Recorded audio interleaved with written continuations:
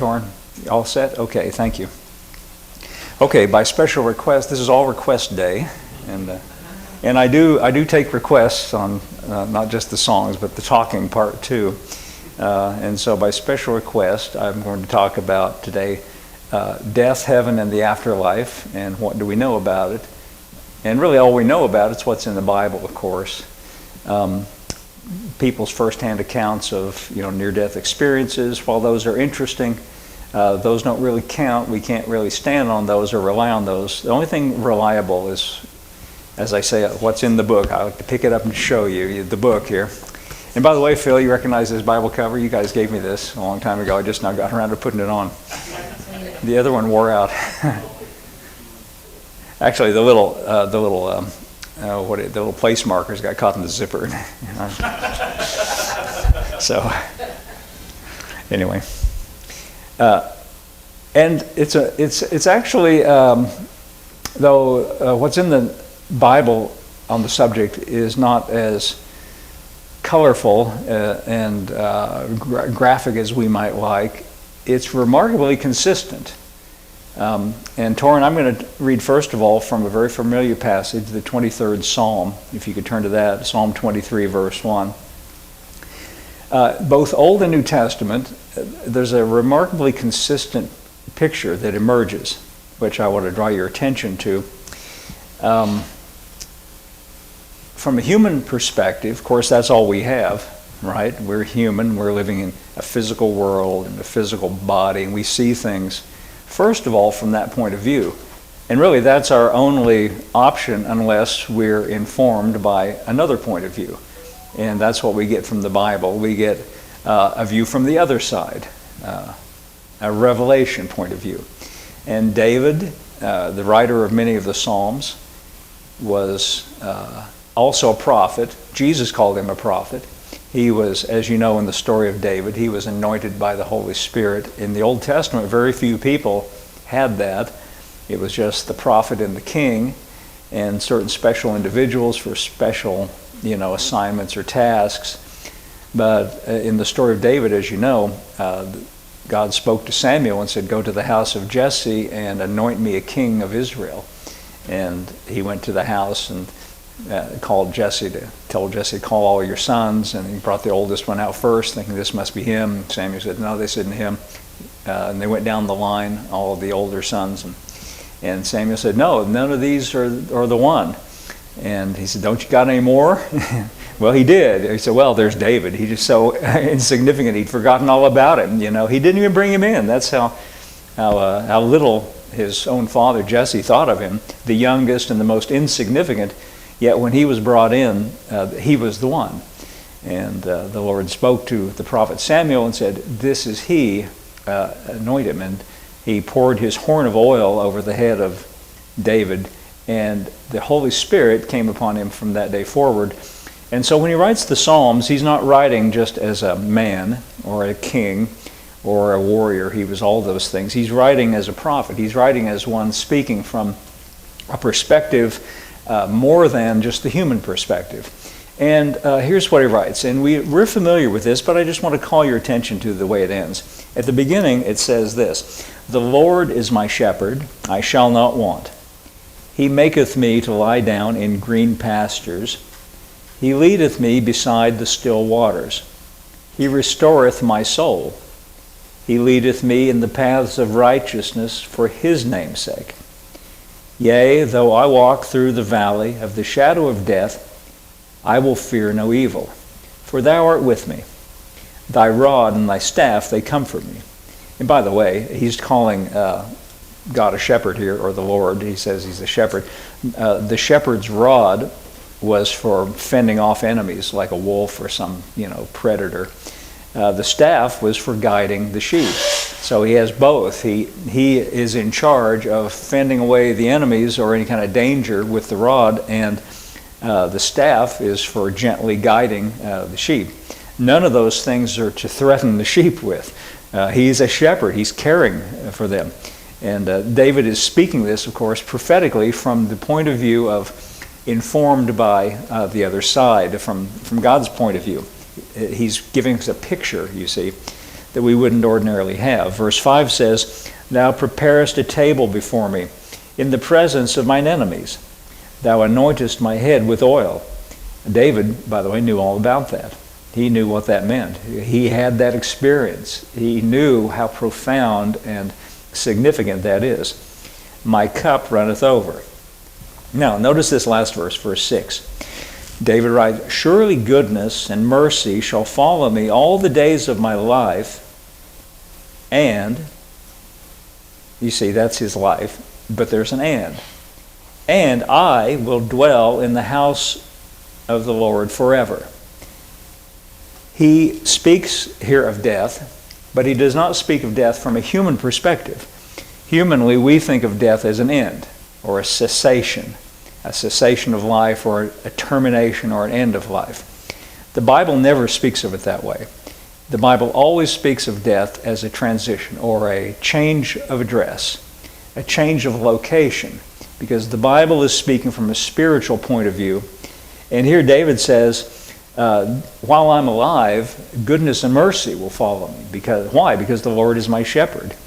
And then he says, and after that, I'm adding that, but that's the thought. Then, when that's concluded, I, the real me, David, not the body, but me, David, the spirit, I will dwell in the house of the Lord forever. And I also want to call your attention to the fact that he is very positive about that. He doesn't put any qualifications on it. He doesn't cast any kind of uncertainty about it. He just says that's just the way it is, you see. You know, in the Christian world, though we ostensibly, as Christians, you know, when I say the Christian world, that's a pretty big circle we're talking about, a lot of ideas, a lot of things.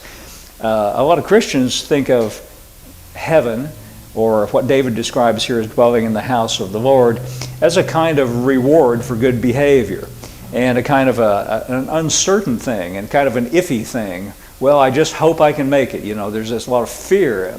It's not supposed to be something fearful. It's not supposed to be something uncertain. It's not supposed to be something frightening.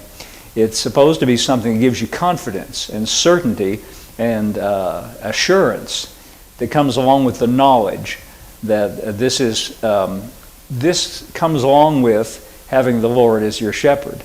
You see, the shepherd is the one in charge, not the sheep. The sheep is the one who's being shepherded, if that makes sense. Now, that's what David says. And notice what Paul, the apostle, says and how much it harmonizes with the idea here. This is in Philippians, chapter 1. I'm going to start with verse 21.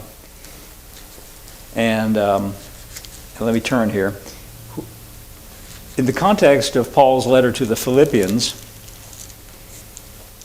if you read the whole thing, he's thanking them for their support as he's been imprisoned in Rome.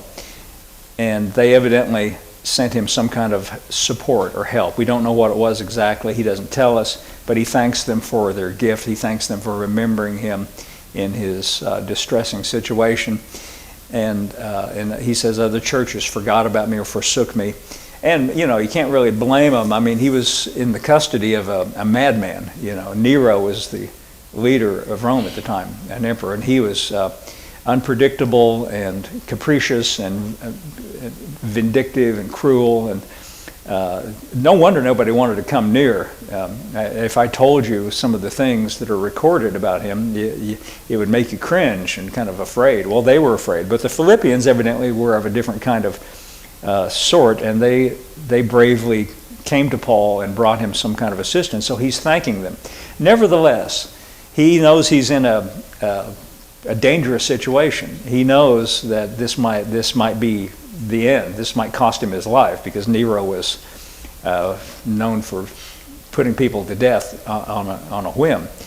And as just to give you the conclusion of it, tradition tells us, not the Bible, but tradition, early church tradition tells us that yes, indeed, Paul was executed not long after this by the Emperor Nero.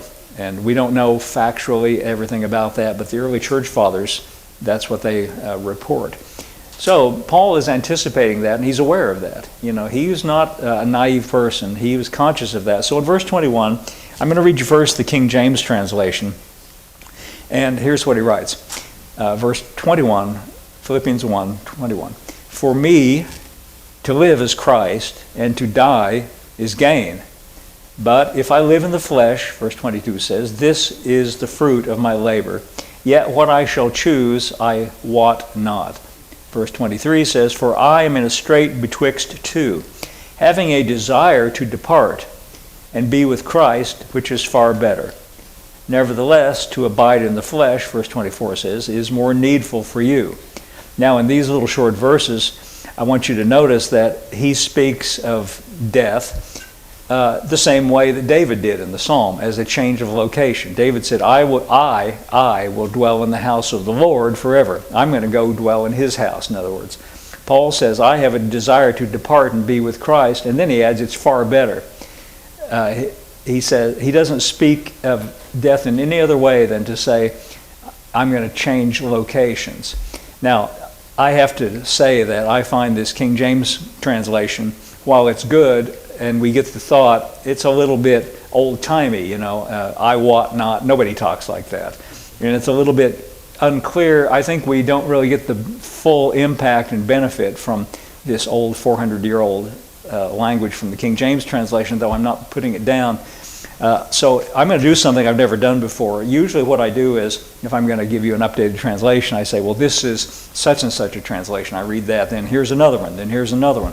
What I did for this little passage, instead of doing that, I wanted you to get the whole thought. So this is like a compilation of various translations that I pulled out the parts I thought were the most clear. So this is like a little Frankenstein's passage where I chose different translations just to get what I felt like was the most clear and straightforward thought. So listen to this now. Here it is from multiple version translation compilation. To me, the only important thing about living is Christ. And if I die, well, that would be even better for me. I realize, of course, that the work which I've started may make it necessary for me to go on living in this world, but I actually find it very hard to make a choice. I'm pulled in two directions, because I have a desire to depart and be with Christ, which is far better. But on the other hand, I know that all of you still need me, so I may need to stay here in this body a little while longer. Now, isn't that a good thought? I mean, I think that's really clear. I think we get his perspective on it. He's saying, in terms of death, he says, I know he's not trying to, evade the issue or, afraid of it or hide from it or, sweep it under the rug like it's some fearful thing we don't confront or don't talk about. He just looks at it headlong, and it's like he's saying, yeah, I know it's out there, but in, what we might say in our slang, big deal. That's kind of what he's saying. Big deal. For me, I'm not afraid of that at all. In fact, for me, it would be far better, see, he speaks of death as a change of location, a change of address.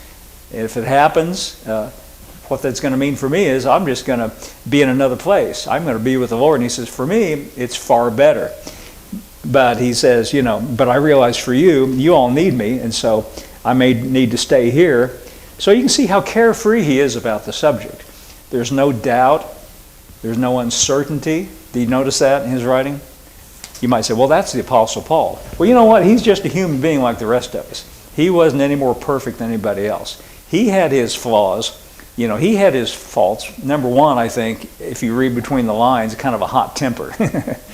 Paul was a man with a hot temper. I don't know if you've ever noticed that about his writing or not. Now, see, I want to contrast that, and here's a little story. I've told this many, many times. I'm just going to refer to it because you all have heard me tell it before. But I got called one time to go pray for this woman who'd been given a terminal report from the doctor, and they said, you're not going to live much longer. And I didn't know her at all.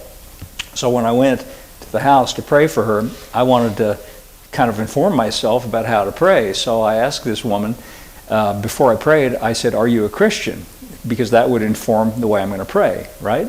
If she says yes, that means one kind of prayer. If she says no, we need to talk a little bit, and that's a different kind of praying. So I thought she'll say yes or no, because I didn't know her. And she said, she didn't say yes or no. I said, are you a Christian? She said, well, I've been in church all my life. Well, you understand that that doesn't answer the question, does it? I mean, you can be in church and not be a Christian. Like I heard Kenneth Hagin say one time, sitting in church doesn't make you a Christian any more than sitting in the car makes you a garage. You know, where you sit doesn't determine who you are, right? See? But she said, I've been in church all my life. And I was contemplating that, trying to formulate how I'm going to answer, when she added a little more. And I assumed this next part she got, I'm sorry to say, from sitting in church all her life. Because you can sit in church sometimes and hear things that are not correct. I hate to say that. You know, by the way, here's what's correct, right? What a person says, me or anybody else, standing behind a wooden box, is not necessarily the case. Just because you get up here and stand behind this wooden box doesn't sanctify what you say, right? You can hear things in church which may or may not be correct, but what you read here is correct.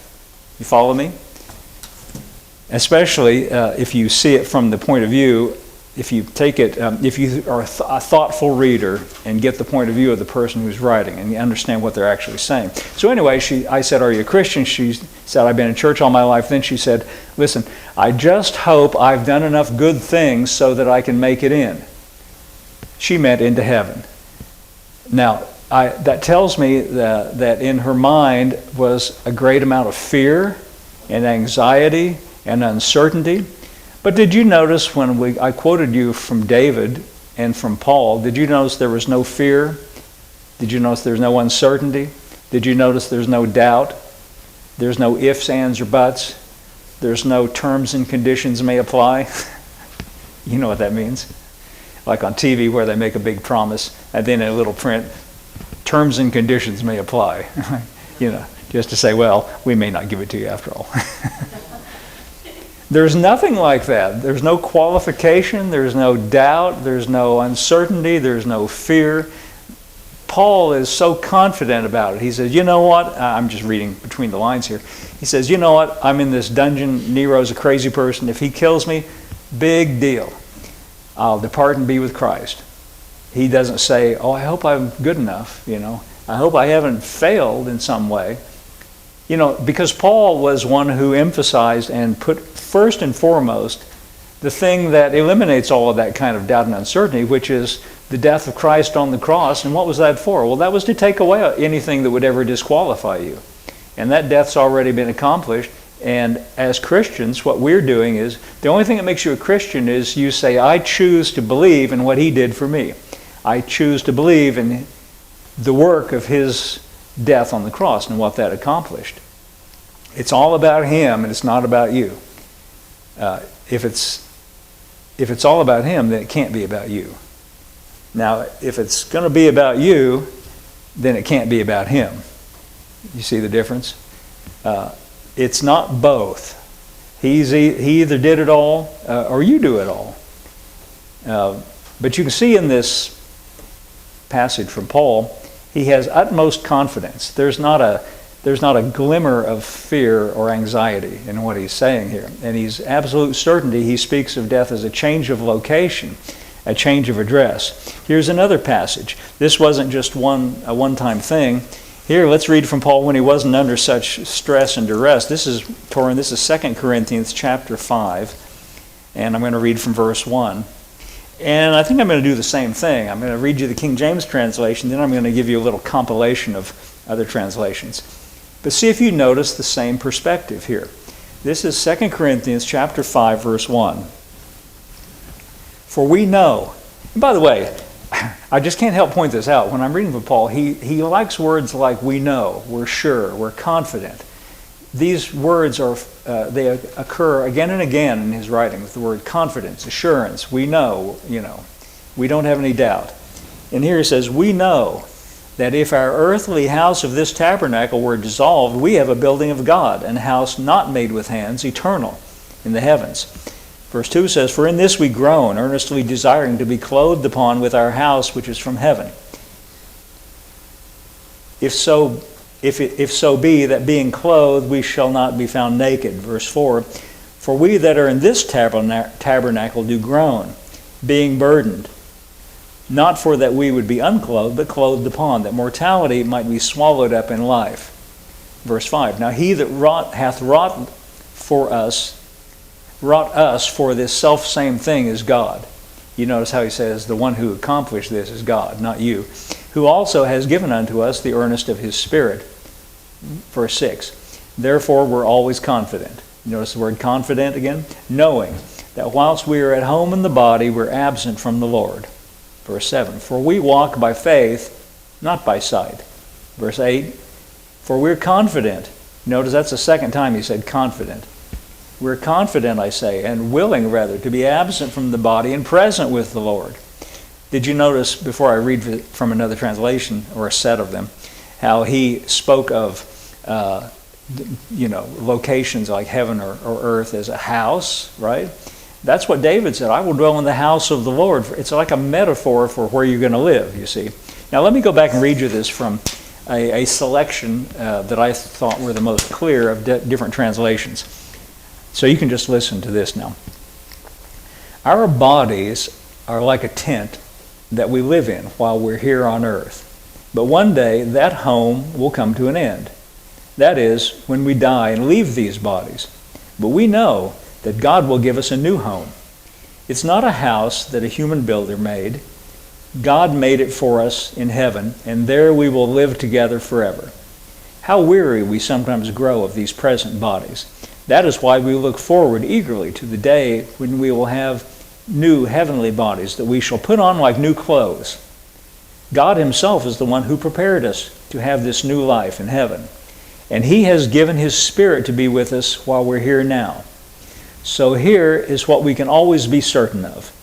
As long as we're at home in these bodies, we are away from the Lord. As long as we live here, we have to trust God because we do not yet see the things that belong to heaven. For this reason, we're confident. And actually, we would prefer to be away from this body and at home with the Lord. Now, you see how certain and how carefree an attitude Paul is conveying in those passages. And he doesn't put any qualifications on it. He didn't say, if you've done enough good things. He doesn't say it's like a reward. I think that's the way many Christians mistakenly view this subject, as some kind of a reward for good behavior. Paul goes to great pains to say, no, it's not a reward. This verse that's quoted behind me here, where it says, by grace through faith, comes from Ephesians chapter 2, verse 8, where he says, by grace we're saved through faith, and that not of ourselves. It's the gift of God, not of works, lest any man should boast.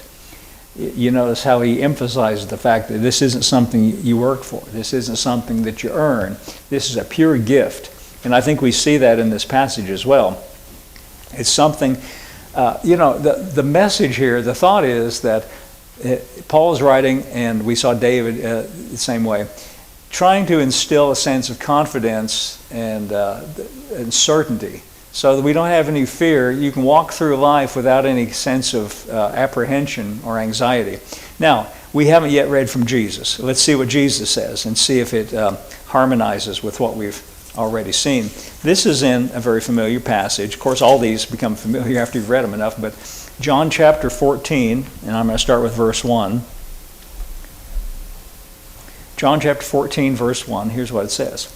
Jesus here is at the Last Supper, what we call the Last Supper. He's meeting with his disciples one last time before he goes to the cross and accomplishes our redemption through his death on the cross. And most of the Gospels, Matthew, Mark, and Luke, just record that he sat down with them and he took the cup and he said, this is my blood of the new covenant, shed for many for the remission of sins, and this bread is my body broken for you. And that's really what the Gospel writers, the other three, tell us. But John gives us all the details. John gives us all the discussion, all the things that he said to them. And so here's what he said, knowing that he's going to be pardoned from them. Verse 1. John chapter 14, verse 1. Let not your heart be troubled. You believe in God, believe also in me.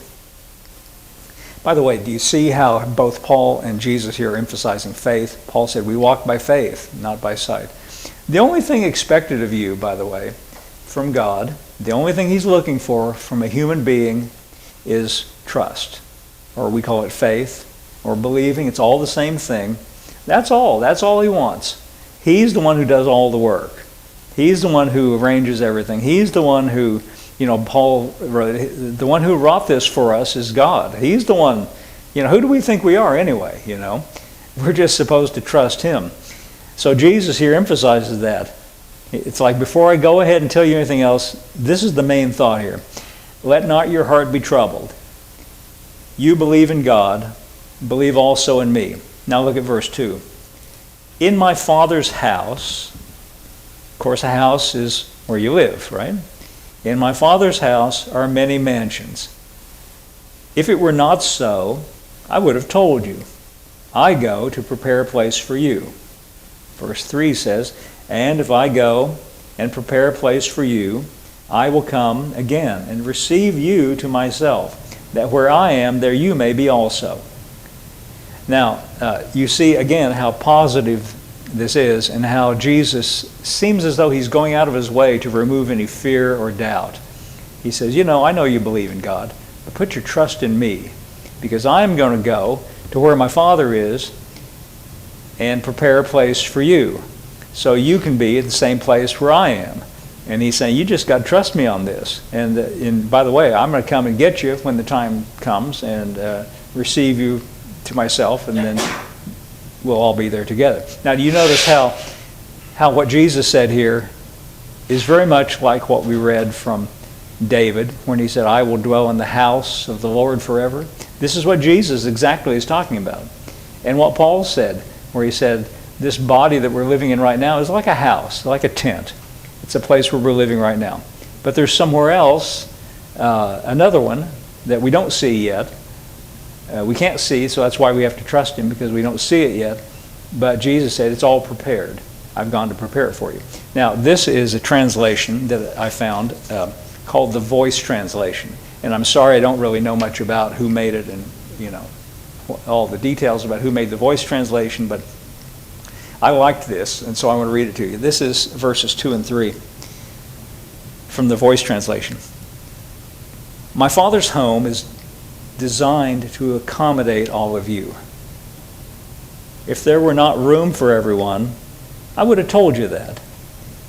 I'm going now to make arrangements for your arrival.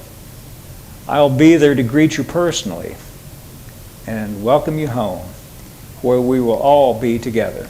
Now, isn't that a great translation? I think that really gets it across in a very clear way. And again, you see two main points. Of course, Jesus is speaking of his death and their ultimate death. I read to you from the King James here. Where'd we end? Verse 3? Look at verse 4. Look at what he says in verse 4. He says, and whither I go you know, and the way you know.